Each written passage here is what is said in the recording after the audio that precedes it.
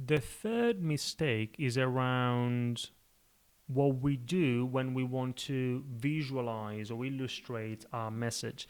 Now, we don't have to use PowerPoint all the time. We don't even have to use slides all the time. There are other approaches as well. It could be video. We could amplify a message with video. It could be a simple flip chart or a whiteboard.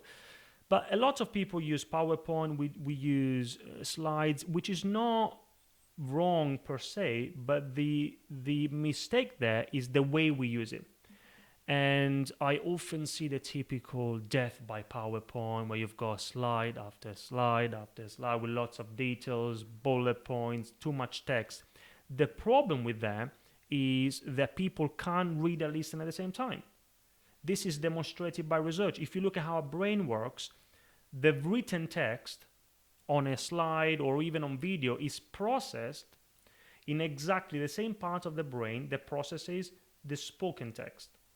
So what that means is that for a brain, reading and listening are two conflicting activities.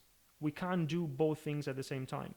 So what we're saying is that if we are presenting the viewer or the learner with something which is visual, which is going to be on the screen, so we've got lots and lots of text, or we've got something which is an image, a chart, a graph that they've got to interpret, and you keep talking, one of those will happen, not both. Exactly. And in terms of the audience's retention, like how much they remember after the lecture or after the presentation. And I've got a question for our listeners today. And I've learned this from Dr. John Medina. He's the author of Brain Rules, fascinating book. It's a book that tells us what science tells us about what works and what doesn't work in many areas of our life. And I was mainly interested in the communication side of things. And what I've learned is that, say for example, that you give a lecture and you follow the typical text-based approach. You've got slides with lots of text. Now, if you think about, and this is a question to everybody, if you think about your audience's retention, how much they remember from your lecture, from your presentation, 3 days after your presentation. If you follow a text-based approach, lots of text on your slides, what do you think? From 0% to 100%, how much do they remember? Please, let us know in the chat. So we've got 10% of less, 10, 20, 5, 10. Sarah says less than 5. Very pessimistic, Sarah. But it's true. Rose is 10 to 15%. 3%. Yeah, Leanne, 3%. Yeah. Yeah, so everybody gets the point. Suzanne thinks 30%. Yeah. Yeah, Sue said, I was told, but I've forgotten. So I'll tell so I'll tell Thanks, you, Sue. Sue. Brilliant. That's fantastic. I'll tell you, Sue. It is 10%.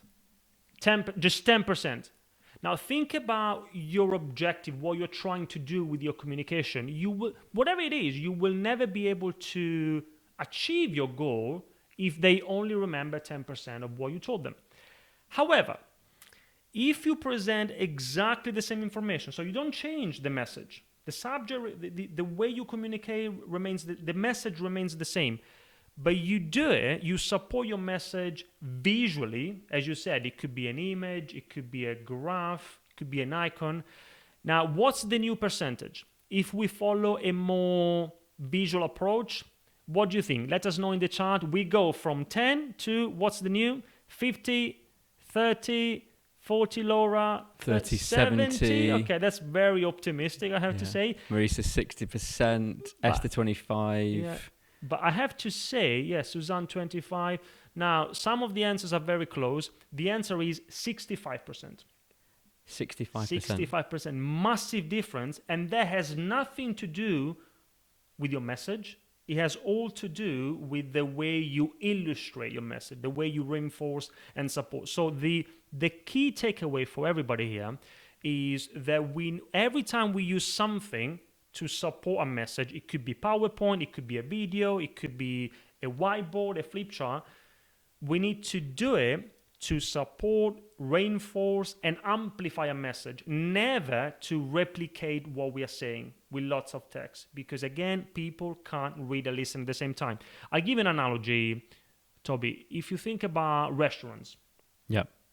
if you go to a restaurant, what good restaurants do is they pay a lot of attention to the food. The food has to be a great quality, but they also pay a lot of attention to the way the food is presented, right? Even the most delicious dish must be properly plated, and presentation of the food affects the taste. That's a fact. It's all contextual, isn't it? Yeah, in a presentation, in every time we communicate an idea, it's the same thing. Your food is your message, and of course, you need to make sure there has to be great quality, but you also need to pay attention to the way you present your food from a visual perspective.